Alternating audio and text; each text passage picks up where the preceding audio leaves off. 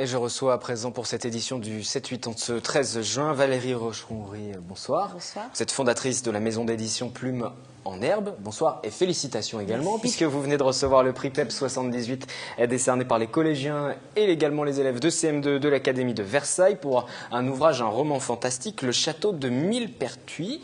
PEP 78, ce sont les pupilles de l'enseignement public des Yvelines, un prix qui est soutenu par l'Agence nationale de lutte contre l'illettrisme. Ce prix représente quoi pour vous ?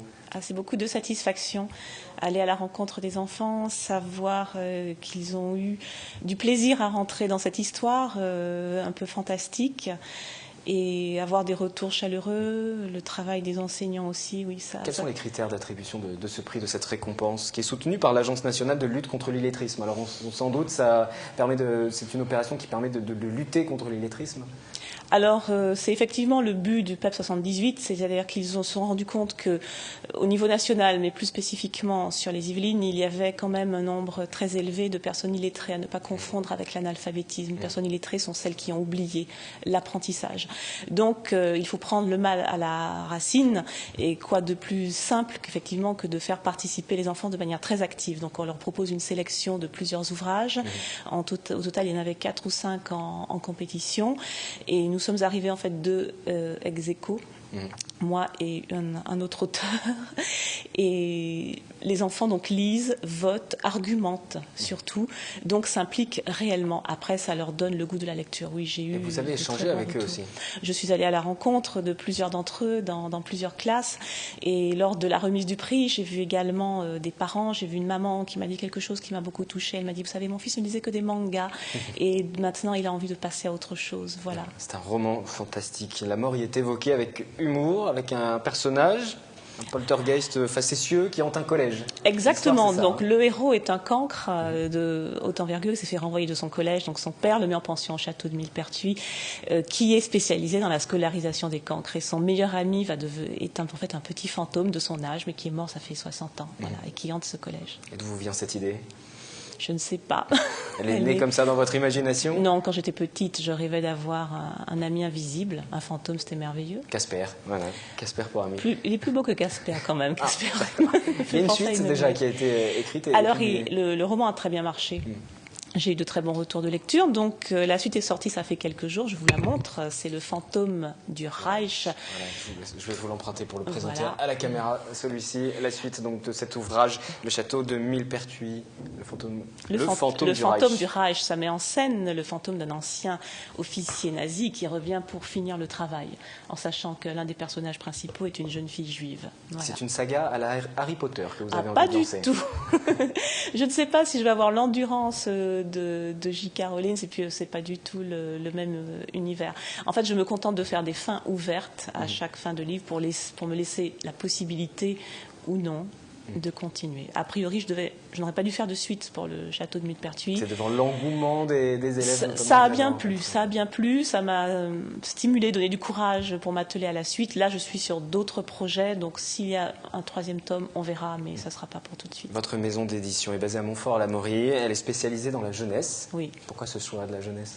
Parce que quand on écrit pour les enfants, tout est possible. Voilà, il n'y a pas de barrière. On n'a pas de barrière, on n'a pas de limite. On peut avoir un meilleur ami fantôme, on peut habiter, on peut voyager sur un nuage, on peut vraiment faire ce qu'on veut. Et depuis l'année dernière, je me suis donc ouverte à d'autres auteurs. Et c'est très bien comme ça, ils apportent toutes leurs compétences à ce que vous étiez venu sur ce plateau pour nous parler du lancement de cette maison d'édition, oui, qui a été fondée, qui est très jeune encore, qui a 3 ans. On entame bravement la 4e année. Et ça vous a permis d'éditer vos ouvrages, mais ça vous permet d'éditer des ouvrages d'autres auteurs aussi? Absolument, oui. Maintenant, oui, j'ai même une formidable auteure qui vit en Angola et qui contribue à Plume en Herbe par le biais d'une saga. Donc j'ai des auteurs dans toute la France maintenant et c'est très bien. Donc le bilan pour vous est satisfaisant de cette maison d'édition? Le bilan est très satisfaisant, très encourageant, beaucoup de rencontres, de bonnes ventes, ce qui est essentiel pour la survie d'une toute petite maison d'édition. Voilà. On va tout de même le redire, parce que vous ne l'avez pas redit, mais c'était une reconversion de l'écriture. Tout à fait. Dans une autre vie, j'ai été avocate, puis mère au foyer, et maintenant, depuis plusieurs années, je suis auteure jeunesse et Plume en herbe à 3 ans. C'est mon 4e bébé, puisque j'ai 3 autres enfants en chair et en os par ailleurs. Reconversion réussie donc dans la littérature jeunesse. Quelle évolution vous imaginez pour cette jeune encore maison d'édition ?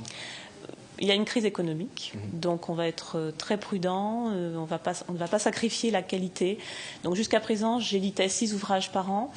Je n'ai pas encore arrêté le planning 2014, donc j'ai pas mal de projets, mais pour l'instant tout est à l'étude. C'est au niveau financement, mais continuer à faire de belles choses, faire travailler des bons illustrateurs, recevoir des bons manuscrits, voilà, c'est la priorité. Mettre l'accent sur la qualité pour séduire le public. La qualité et surtout une qualité d'écriture. Plume en herbe, c'est une écriture dynamique ou alors poétique, rythmée, qui doit attirer l'enfant à la lecture. Si à la page 2, l'enfant n'est pas rentré dans le livre, c'est fichu. Vous nous le dites, c'est la crise pour toutes les entreprises, c'est aussi la crise pour la diffusion de toutes ces œuvres. Il y a beaucoup d'enseignes, même de grandes enseignes, qui distribuent des produits culturels qui ferment, ne serait-ce que Virgin qui a fermé définitivement ses portes déjà hier. C'est un moyen de diffusion pour les livres. Aujourd'hui, vous les distribuez comment, vos livres ? Dans les librairies traditionnelles, dans les grandes enseignes ? Alors, voilà, l'avantage de la crise, c'est que ça développe des ressources d'adaptation. On ne peut plus fonctionner comme avant. J'ai un diffuseur qui lui-même a ses propres difficultés. Donc moi, dès le début, j'ai tablé sur une grosse présence physique, personnelle. J'ai la chance d'être mon propre auteur également, donc ça me permet d'aller en dédicace, de faire beaucoup de salons, d'alimenter également les dédicaces de mes auteurs. Voilà. Donc la présence sur le terrain, ça permet de limiter la casse. On ne peut plus se contenter du circuit traditionnel libraire. Plume en herbe, c'est 19 titres dans le catalogue. C'est bien ça. Et donc, c'est 2 livres, dont l'un a reçu ce prix de l'Académie de Versailles, Le Château de Millepertuis. Et puis, il y a la suite, Le Fantôme du Rage, qui est disponible. Vous aviez au tout début lancé l'entreprise au statut d'auto-entrepreneur. Oui. Vous avez conservé ce statut. Quel bilan Pas du vous en tout. faire ? Je suis passée en EURL car le statut d'auto-entrepreneur ne convient pas à ce type d'activité. Voilà, parce que ce statut d'auto-entrepreneur, ce sera l'objet de la chronique éco qui va débuter dans un instant. C'était pour la transition. Merci à vous.